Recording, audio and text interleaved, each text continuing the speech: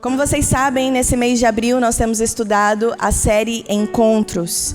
E no domingo, a cada domingo a gente trabalha um subtema. Domingo passado eu trabalhei com vocês um encontro inesperado, onde nós trazemos aqui a narrativa de 2 discípulos no caminho de Emaús. E para hoje nós vamos encerrar essa série Encontros e o subtema de hoje é o maior encontro da história. Conecta com alguma coisa com vocês? Gente, eles escolheram quem monta os temas, Belisa, Pastor Diego, eles fizeram essa conexão, né? Com o livro. Então a culpa não é minha, não estou querendo vender livro, a culpa é deles, depois vocês falem com eles. Mas para você que já me ouviu pregar sobre a mulher samaritana, sobre o maior encontro da história, inúmeras vezes, vai ter que me ouvir mais uma vez. Me desculpe, mas brincadeiras à parte, eu sempre me emociono quando eu vou ministrar, quando eu vou estudar essa história, porque é um texto que fez e faz parte da minha vida, da minha caminhada, da minha vocação. Foi um texto que eu escolhi para trabalhar na faculdade como TCC, na Faculdade de Teologia. Então, é um texto que realmente mexe comigo, então eu sempre fico muito emocionada ao ministrar esse texto. E porém, mesmo com toda essa bagagem de estudo, de ter trabalhado nesse texto para um TCC, escrito um livro sobre esse texto, eu não quero trazer aqui para vocês, e eu fiz essa oração ao Senhor, Deus, renova a Tua palavra em mim, porque eu não quero trazer aquilo que eu já trouxe, eu quero trazer algo novo. E é impressionante como Deus realmente é uma verdade isso, e a palavra dele se renova a cada dia, a cada manhã. E ao estudar, Deus trouxe uma revelação nova e eu quero compartilhar com vocês esse algo novo, essa forma diferente com que Deus ministrou ao meu coração a respeito desse texto. Então, rapidamente, eu quero já ir ao texto com vocês, que é João, Evangelho de João, capítulo 4, versículos de 4 a 30. É um texto um pouco mais longo, mas eu vou ler aqui com vocês. Evangelho de João, capítulo 4, versículos de 4 a 30. Enquanto vocês procuram aí na Bíblia, eu quero dar um bem-vindo a todos que nos assistem online, nossa turma, nossa comunidade, nossa igreja filha da Dayon. É uma grande alegria poder estar conectados com vocês e que essa mesma presença do Senhor também invada a sua casa, onde você estiver assistindo, ouvindo, que Deus fale ao seu coração também. Acharam? Vamos lá, a palavra de Deus diz: era-lhe necessário passar por Samaria. Assim chegou a uma cidade de Samaria chamada Sicar, perto das terras que Jacó dera a seu filho José. Havia ali o poço de Jacó. Jesus, cansado da viagem, sentou-se à beira do poço. Isso se deu por volta do meio-dia. Nisso veio uma mulher samaritana tirar água. Disse-lhe Jesus: dê-me um pouco de água. Seus discípulos tinham ido à cidade comprar comida. A mulher samaritana lhe perguntou: como o Senhor, sendo judeu, pede a mim, uma samaritana, água para beber? Pois os judeus não se dão bem com os samaritanos. Jesus lhe respondeu: se você conhecesse o dom de Deus e quem lhe está pedindo água, você lhe teria pedido e ele lhe teria dado água viva. Disse a mulher: o Senhor não tem com o que tirar a água e o poço é fundo. Onde pode conseguir essa água viva? Acaso o Senhor é maior do que o nosso pai Jacó, que nos deu o poço, do qual ele mesmo bebeu, bem como seus filhos e seu gado? Jesus respondeu: quem beber dessa água terá sede outra vez, mas quem beber da água que eu lhe der nunca mais terá sede. Pelo contrário, a água que eu lhe der se tornará nele uma fonte de água a jorrar para a vida eterna. A mulher lhe disse: Senhor, dê-me dessa água para que eu não tenha mais sede, nem precise voltar aqui para tirar a água. Ele lhe disse: vá, chame o seu marido e volte. Não tenho marido, respondeu ela. Disse-lhe Jesus: você falou corretamente dizendo que não tem marido. O fato é que você já teve 5 e o homem com quem agora vive não é seu marido. O que você acabou de dizer é verdade. Disse a mulher: Senhor, vejo que é profeta. Nossos antepassados adoraram neste monte, mas vocês, judeus, dizem que Jerusalém é o lugar onde se deve adorar. Jesus declarou: creia em mim, mulher, está próxima a hora em que vocês não adorarão o Pai nem neste monte, nem em Jerusalém. Vocês samaritanos adoram o que não conhecem, nós adoramos o que conhecemos, pois a salvação vem dos judeus. No entanto, está chegando a hora, e de fato já chegou, em que os verdadeiros adoradores adorarão o Pai em espírito e em verdade. São esses os adoradores que o Pai procura. Deus é espírito e não é necessário que os seus adoradores o adorem em espírito e em verdade. Disse a mulher: eu sei que o Messias, chamado Cristo, está por vir. Quando ele vier, explicará tudo para nós. Então Jesus declarou: eu sou o Messias, eu que estou falando com você. Naquele momento, os seus discípulos voltaram e ficaram surpresos ao encontrá-lo conversando com uma mulher, mas ninguém perguntou: que queres saber? Ou por que estás conversando com ela? Então, deixando o seu cântaro, a mulher voltou à cidade e disse ao povo: venham ver um homem que me disse tudo o que tenho feito. Será que ele não é o Cristo? Então saíram da cidade e foram para onde ele estava. Pai, nós te agradecemos pela tua palavra. Ela nos ensina por si só, mas sei que o Senhor tem algo especial a compartilhar conosco, que eu diminua e que o Senhor cresça, e que os teus filhos possam estar também sensíveis à tua voz, Pai. Em teu nome que nós pedimos e te agradecemos. Amém. Gente, o texto ele começa dizendo que era necessário. Era necessário Jesus escolher aquele caminho. Não como um sentido de obrigação, porque ele tinha que fazer aquele caminho. Não, mas por amor, ele tinha que fazer aquele caminho. Nós sabemos que durante todo o ministério de Jesus, o movimento dele era ir ao encontro. Ele, diversos momentos, foi ao encontro de enfermos, de menos favorecidos, de excluídos e tantos outros.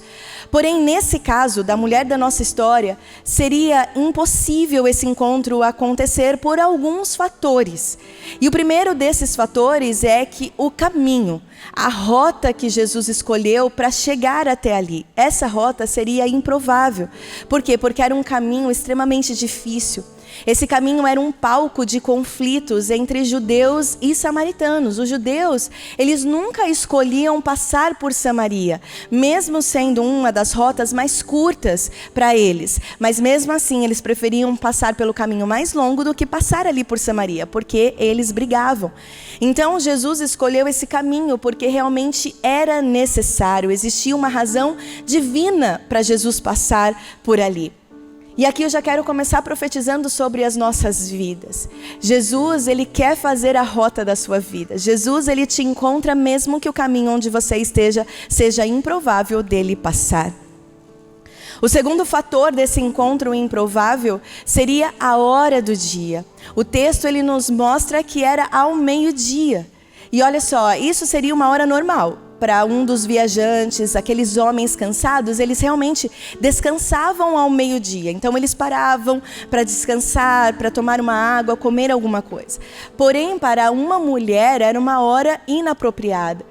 E isso revela muito a situação dessa mulher, da mulher samaritana. Na antiguidade, era normal, né, esse acesso à água. Eles precisavam ir buscar a água, era do cotidiano das comunidades. Mas o momento, o horário que as mulheres buscavam a água era determinado também pelas normas sociais e culturais daquela sociedade, daquela comunidade. Por exemplo, mulheres que eram casadas, elas sempre iam buscar as águas na hora mais fresca do dia, na primeira hora, né, quando o dia logo amanhecia, elas já iam buscar a sua água no poço. Por outro lado, as solteiras que não tinham tantas responsabilidades familiares, elas iam ao encerrar o dia. Lá na tardinha do dia, elas iam buscar essa água. Agora, elas sempre iam em grupos, elas nunca estavam sozinhas. Mas olhem só, na mulher da nossa história, ela estava no horário impróprio que era para ela, ela estava ao meio-dia, no horário mais do sol castigante a ela, e além disso, ela estava sozinha. Então, com esse fato, nós conseguimos sinalizar que essa mulher era uma mulher que era excluída da sociedade. Era uma mulher que talvez fosse impura, fosse rotulada pela sociedade. E ela não queria se comunicar com ninguém. Então, por isso que ela escolheu o horário impróprio e de forma imprópria, que era sozinha. Porém, a Bíblia vem dizer que o maior encontro da história estava prestes a acontecer. Quando a mulher chegou no poço de Jacó, Jesus também chegou ali. E ele começou um diálogo com aquela mulher. E a Bíblia, aos estudiosos, né, ao estudar, nós relatamos que esse é o maior diálogo da Bíblia. O maior diálogo de Jesus com alguém foi com uma mulher considerada impura e excluída pela sociedade. Isso revela muito de quem é Jesus para nós. Jesus começou esse diálogo pedindo água a ela. Uma simples desculpa para começar uma conversa. Só que era uma desculpa com um significado muito mais profundo do que a necessidade de beber água. Aquela mulher, ela ficou muito surpresa, porque ela não conhecia aquele homem, ele era um homem judeu e estava lhe pedindo água. E mais, ele não tinha nenhuma vasilha para pegar a água. Então aquela mulher, ela fica muito constrangida, ela fica muito indignada com aquela situação. E era realmente algo estranho aquilo que Jesus estava fazendo, porque além dele ser judeu, falar com uma samaritana, ele também não tinha nada em suas mãos. E beber da mesma vasilha dela, isso era risco de contaminação para os judeus. Então não podia, e realmente era constrangedor e absurdo aquilo que Jesus estava fazendo. E aí, para ficar mais confuso essa situação para ela, Jesus ofereceu água viva. Ela começa a dialogar com Jesus e aí Jesus, tá bom, você não vai me dar água, então eu te ofereço água viva. E aí ela fica muito intrigada com essa situação e nesse diálogo ela começa a fazer algumas perguntas para Jesus. E aí Jesus basicamente vai responder para ela, ei mulher, tá vendo esse poço? Você vem aqui todos os dias buscar uma água porque você precisa, você tem necessidade, você todos os dias precisa se saciar nessa água. E você vem aqui cansada, numa hora imprópria, num horário sozinha, de uma forma imprópria, para pegar essa água. Mas eu estou te oferecendo uma água que você não vai precisar mais voltar aqui. Ao beber da minha água que eu estou te oferecendo, você terá uma satisfação eterna. Basicamente foi isso, essa aula teológica que Jesus deu para ela. E aí, nesse momento, a mulher samaritana começou a entender que Jesus era diferente. Alguma coisa de diferente ele tinha ali. E aí ela começou o quê? O texto vem dizer, ela começou a se explicar com Jesus. Ela começou a conversar com Jesus. Jesus, esse processo é muito cansativo para mim. Realmente, eu venho aqui sozinha porque eu sou excluída da sociedade, eu não aguento mais. Eu não aguento mais vir aqui toda vez num horário impróprio para tirar água desse poço. E aí, durante esse diálogo, então, Jesus percebe que ela está abrindo o seu coração e o que ele faz? Vai lá, chama o seu marido, vamos continuar conversando. E aí, ela revela que ela não tem marido. Então, Jesus, de forma intencional, chama o marido dela, confronta ela naquilo que era o problema dela. Jesus sabia o que estava tirando a vida dessa mulher, o que estava trazendo a insatisfação para essa mulher. Por isso que ele pede para ela chamar o marido dela. E aqui eu quero abrir um parênteses com vocês. Essa mulher, ela já tinha passado por 5 casamentos. E o 6º que ela estava não era o marido dela, nem merecia título de casamento. Isso refletia a vida dela, uma confusão que estava a vida daquela mulher. Mas eu também quero fazer um paralelo, e aqui a grande revelação nova que Deus me deu em relação a esse texto, porque olhem só, os samaritanos, eles eram vistos como impuros pelos judeus, isso ficou claro, né? Eles eram vistos como impuros. Por quê? Porque eles carregavam uma desonra de mistura étnica, né? Eles tinham feito uma mistura, e essa mistura ocorreu no momento sombrio da história de Samaria, que foi uma situação na qual os povos estrangeiros foram trazidos para a região de Samaria, e quando aconteceu a queda do reino de Israel. Só que quando eles fizeram isso, essa mistura de povos, os povos que chegaram até lá, continuaram com suas práticas religiosas, adorando os seus deuses. E aí Samaria, o povo samaritano, eles se envolveram também com essa adoração, né? Então, mesmo eles estando numa terra nova, eles mantinham essas tradições religiosas. E eles construíram santuários de ídolos ali, né? E aí cada grupo das pessoas que tinham vindo para a região de Samaria é mencionado na Bíblia, e também é mencionado o Deus que eles adoravam. Acompanhem comigo, 2 Reis, capítulo 17, dos versículos 29 a 31.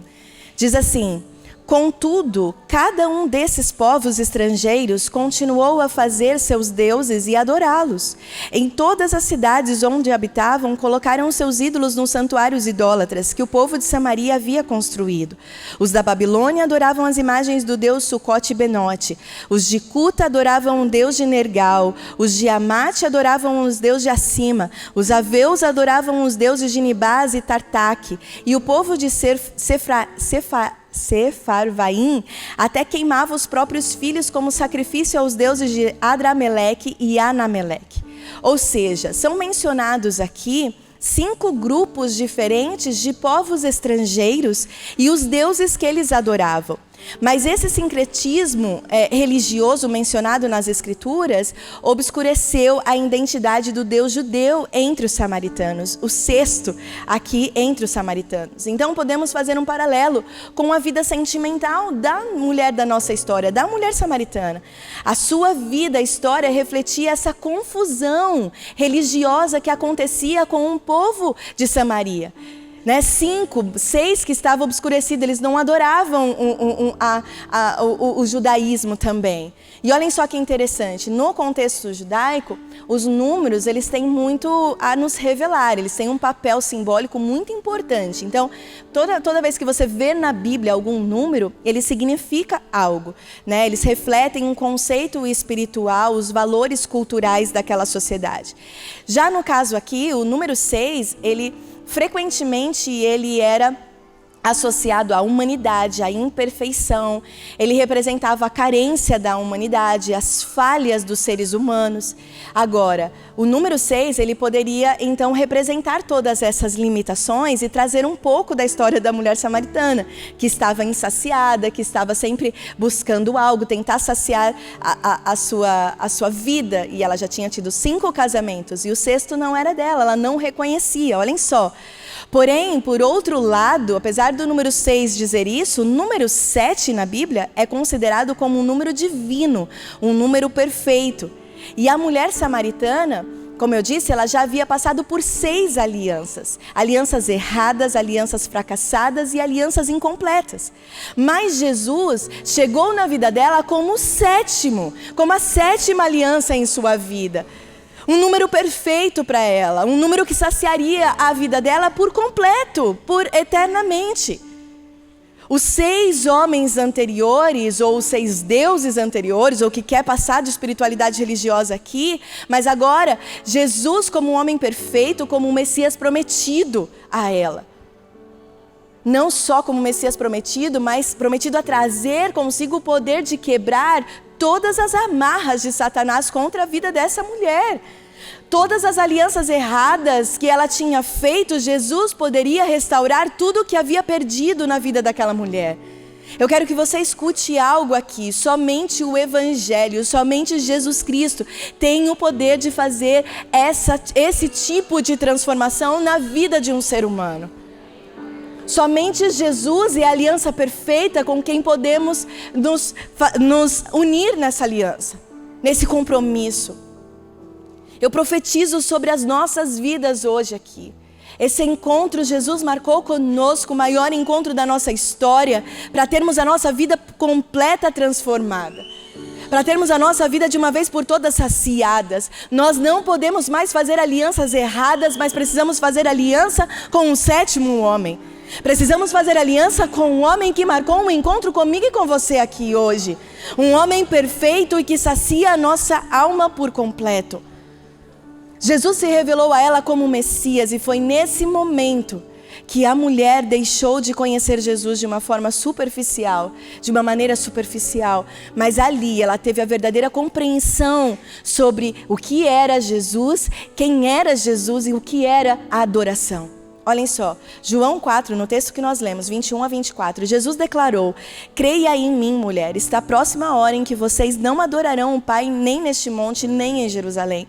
Vocês, samaritanos, adoram o que não conhecem. Nós adoramos o que conhecemos, pois a salvação vem dos judeus. No entanto, está chegando a hora, e de fato já chegou, em que os verdadeiros adoradores adorarão o Pai em espírito e em verdade. São esses os adoradores que o Pai procura. Deus é espírito e é necessário que os seus adoradores o adorem em espírito e em verdade. Ou seja, não se trata mais de rituais em templos físicos. Jesus está dizendo isso para ela. Não importa se você vai adorar no sul ou no norte, não se trata mais de templo físico, mas de um relacionamento íntimo com o Cordeiro de Deus. Naquele tempo, para eles, quando falava sobre culto, eles relacionavam a levar um cordeiro ao templo e sacrificar aquele cordeiro. Mas agora o cordeiro perfeito estava diante daquela mulher, estava na presença daquela mulher, ela não precisava mais sacrificar nada. Jesus já havia feito o sacrifício por aquela mulher. Jesus era o próprio Cordeiro perfeito. E ele estava nascendo dentro dela. Nesse exato momento, aquela mulher fez essa aliança com Jesus. E encontrou a plenitude de vida que ela precisava e que ela buscava desesperadamente em outros altares. Após a sua vida ser marcada por relacionamentos fracassados e incompletos, ela reconheceu que Jesus era a solução da sua alma sedenta. O Salvador que oferecia o perdão por uma vida errada que ela tinha e uma nova perspectiva de vida. Não mais uma vida isolada, não mais uma vida excluída, mas uma vida em abundância. Tanto isso é verdade que a mulher imediatamente deixou o seu cântaro. Nós lemos isso. Ela imediatamente deixou o seu cântaro e saiu ao encontro do povo que a excluiu. Ela foi falar com aquele povo que não dava voz a ela, porque a água viva já estava dentro dela. E quando a água viva está dentro de nós, não tem como ficarmos parados e não revelarmos Cristo a outras pessoas. Então ela havia encontrado a completude para a sua alma. Jesus era o Cordeiro perfeito para o seu culto. E ela foi servir Jesus, levando a mensagem dele àqueles que precisavam e que haviam excluído ela. Através do maior encontro da sua história, de uma mulher adúltera, de uma mulher imperfeita, ela se transformou em uma missionária. Essa mulher teve a sua história ressignificada. A Bíblia vem dizer, como eu disse, que ela anunciou a todos aqueles que excluíram e que tinham, ela disse quem tinha mudado a sua vida. E não somente revelou em palavras, mas eles tanto ouviram que eles desejaram ir atrás e se encontrar também com Jesus. Quem é esse que mudou a história dessa mulher? E eles quiseram conhecer pessoalmente quem havia mudado a história. Olhem só. O quanto de uma história pode ser ressignificada ao ter um encontro com Jesus. Eu não sei como você chegou até aqui. Eu não sei o quanto a sua história precisa ser ressignificada. Eu não sei o quanto você tem buscado saciar a sua alma sedenta em alianças erradas. Mas eu quero te dizer aqui que Jesus, ao te encontrar aqui, ele pode ressignificar e saciar a sua alma por completo. Eu vim dizer isso aqui para você. Eu acordei e estou aqui hoje para declarar isso na sua vida e na sua história. Porque a minha vida e a sua vida não é diferente dessa mulher. Não é diferente. Talvez você olhe com um olhar julgador. Nossa, passou por 5 casamentos, o 6º nem era dela, ela era uma mulher adúltera. E você talvez olhe com, mas e nós? Será que somos muito diferentes dessa mulher? Onde estamos adulterando? Talvez você não esteja adulterando no seu casamento, mas aonde você está adulterando? Quais são as alianças erradas que você está indo para um adultério de alianças? Está comprometendo a sua família, a sua história.